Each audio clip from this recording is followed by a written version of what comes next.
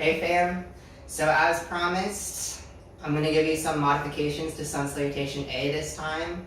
I hope that these really work for you and give you the ability to work Sun Salutation A for you in a way where you can start really linking one breath per movement.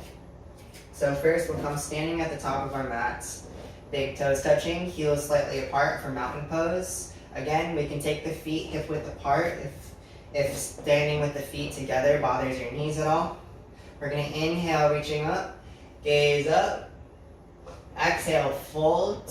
Again, we don't have to fold all the way. We can stop the hands on the thighs or the shins, as long as you have a long, straight spine here. Inhale, chest up, flat back. Exhale, coming back to your plank. So here's the modification for plank. We're going to come onto our knees only. So again, we can really start strengthening here in our planks just by taking planks on our knees even. So we want to focus on really pushing into the earth with the hands, and we're really using the muscles in our upper back that wrap around our rib cages, our lats, to really push through the hands and pushing the sternum, this bone in the center of your collarbone, in the center of your chest. You really want to push the sternum away from the earth, so it's this bone here in the center of your chest. And what you're doing is you're using your lats to really push the sternum up into the chest, away from the earth. So it looks like this. So you can see here, this is me not engaging my lats and letting my sternum and my chest fall towards the earth. And this is me engaging my lats and really pushing that sternum away from the earth. So you want to try maintaining this engagement all the way down. So up here in plank, and then lowering all the way down, maintaining that engagement. And so you can come down all the way onto the earth instead of just coming halfway down.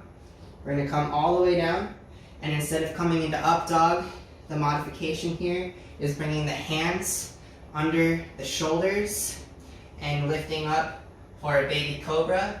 You're really grounding through the tops of your feet here still, and you're using more of the muscles in your back than your hands to lift you up. So if I were to take my hands away from the earth, my back is still lifted. And a further modification would be full cobra, where we extend the arms, bringing the chest back, or opening up the heart. Good. Another modification here, if you have any wrist problems, I know a lot of people have carpal tunnel or whatever else is going on with their wrists that make any of these weight-bearing postures really hard. So when we come down from our forward fold, we don't even have to come onto the wrists. We can come directly onto the knees, and instead of doing the plank and lowering down, you're just going to come down onto the forearms, and we're going to come into Sphinx pose with the elbows stacked directly under the shoulders. The palms are spread out wide on the earth, fingers spread out wide, and the hands are coming directly in front of the elbows and the shoulders here. And then we're going to lift up the crown of the head towards the ceiling, really lengthening through the back of the neck, and at the same time pulling the chest forward through the arms. So this would be your back bend here, instead of coming into up dog or cobra. Good. And again, if weight bearing is too much on the hands, we can just come back, walk the knees forward, and sit the hips down and back to a child's pose.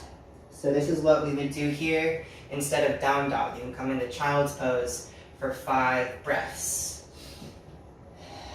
If at any point you feel like you're ready to come up to down dog, you would tuck the toes under, push the hips up and back for your down dog. Also, if you come straight into your down dog and you feel like you need a break, you can always drop the knees and come back to your child's pose. Finishing those 5 breaths. So your child's pose is your hips are sinking back onto the heels as much as possible, and we're dropping the forehead towards the earth, really letting the head and the neck hang heavy, arms stretched out long in front of you.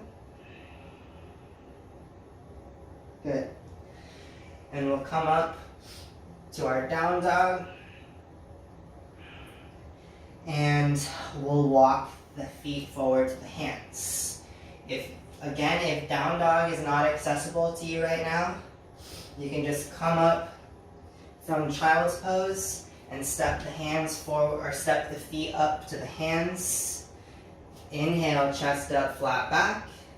Exhale, fold. Inhale, coming all the way up, reaching up. Gaze up between the thumbs. Exhale to your mountain pose. So let's try that again. 1 breath per movement with all these modifications I just gave you. Inhale, reaching up. Gaze up between the thumbs. Exhale, fold. Keeping a long, straight spine. Inhale, chest up, flat back. Exhale to your plank on your knees. Lowering down. Try to engage the lats as you lower down on an exhale.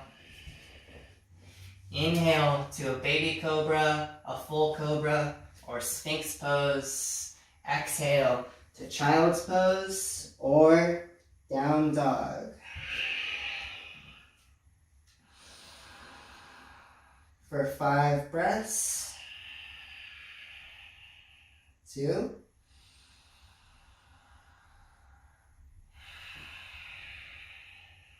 3.